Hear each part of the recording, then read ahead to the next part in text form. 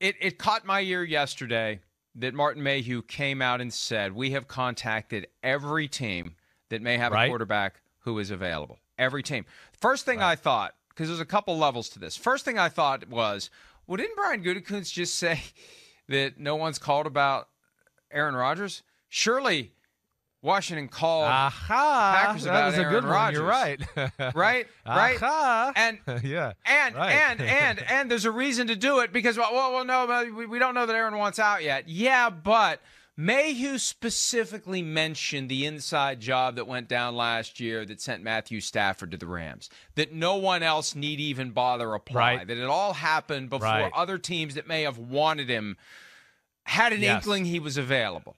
So Mayhew's deciding to be proactive this year. So, and hey, Gutekunst said what he said. I got a little pushback last night for pointing that out, but I'm sorry. He said what he said. He didn't have to say it. I don't care if it was lighthearted or not.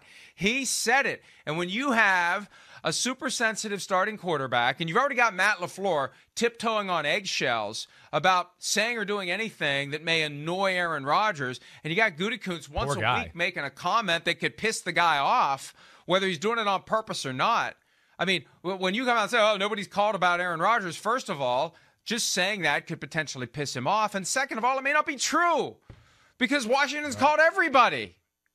It doesn't make it make sense, Chris. It makes no sense. It doesn't. Yeah, it makes no sense. It does not. You're right. I mean, I'd have a hard time. Washington didn't call Green Bay. I mean, you're right.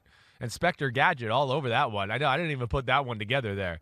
But, yeah, there was some BS, and we need to throw the challenge flag on Goody. Like, it's challenge there, definitely. I mean, yeah, and Washington, they're not hiding it. I'm going to get a hostile text message or a hostile phone call from somebody for saying this. And I'm not saying who it's going to come from, whether it's the team or but I'm just going to say it. I almost feel like Gutekunst wants him to go.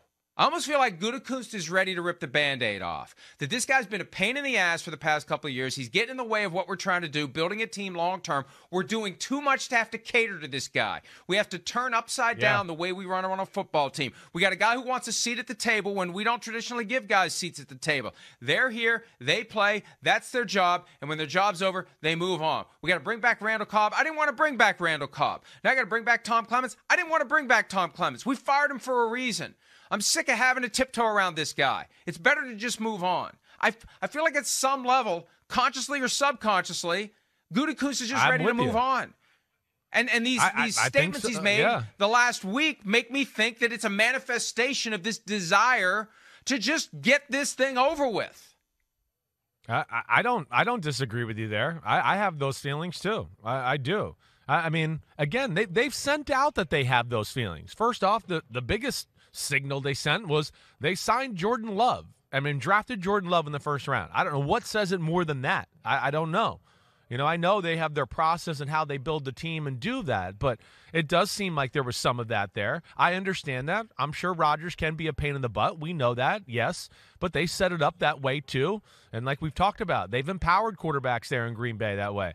So, he's probably put a wrench in their plan. But you know, like Rodgers, they're kind of stuck in a tough spot of not wanting to disappoint a huge faction of the fan base. And, of course, the optics of the situation is you're going to trade away the guy that just won the MVP of football 2 years in a row?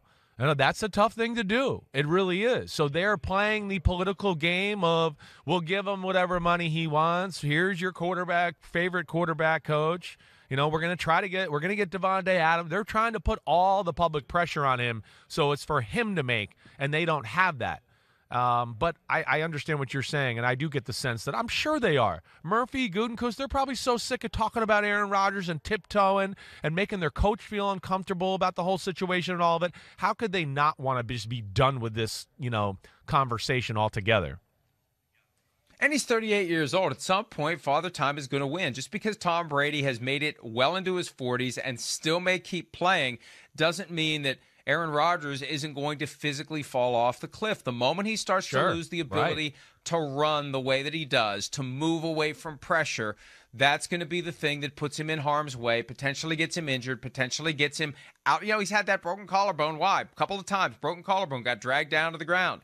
And once these guys can catch up with him and get better angles on him, he gets hit again, he gets dragged down to the ground, he breaks the collarbone again. So those are all factors as he gets closer to 40. And those are football. That's unrelated to the pain in the ass factor. So I'm trying to interpret what's in front of us. And what's in front of us is a couple of comments made by Brian Gutekunst in the last week that would tend to piss off a guy who listens to everything, watches everything, tries to act like he doesn't, but is extra, ultra, super sensitive about anything anyone says about him, especially the people who are in his bubble, who are in his realm. And those he already has a not great relationship with. So, of course, anything Gutekunst says is gonna land on the radar screen for Aaron Rodgers. And there's just this idea that we haven't got like nobody wants him. What do you like? Oh, you know what? No one's called about him. Hey, Aaron wants to be traded. Sorry, nobody's called about you. I mean, give me a freaking break. They're going to line up out the door to get Aaron Rodgers if he's available and if he wants out. And I think they've been waiting, except for Washington. That's the thing that makes the logic of this all fall apart. Washington clearly has called. No doubt. Washington has clearly called. They're waiting because they want to hear from Rodgers, right? They just want to hear the final statement, which, again, hopefully for their sake happens soon because they are in a tough situation here. I mean, they are. They're waiting on a guy to tell them if he's going to come play quarterback for them or not, or if I'm done with you and I'm moving on and, I want a new partner in this. It's a tough situation for Gutekunst and the Packers. Be interesting to see where it goes, and hopefully Rodgers does make a decision here in the next week or two for his own sake, like we talk about, and for the team's sake. He said he would. 3 weeks ago today, he said, I'm going to take a couple of weeks, and then a decision is going to come pretty quick. And he said before that, it's going to come before free agency. Well, free agency begins in 13 days, officially. Unofficially, it begins in 11 days. So we're getting closer and closer. I expect something by the end of the week. I think if it doesn't happen by Monday, then we have every right to go back and say, what the hell, Aaron? You created the impression that you were going to let us know by now. Hi, I'm Mike Tirico, and thanks for watching. Make sure to hit subscribe for the latest news and highlights from NBC Sports.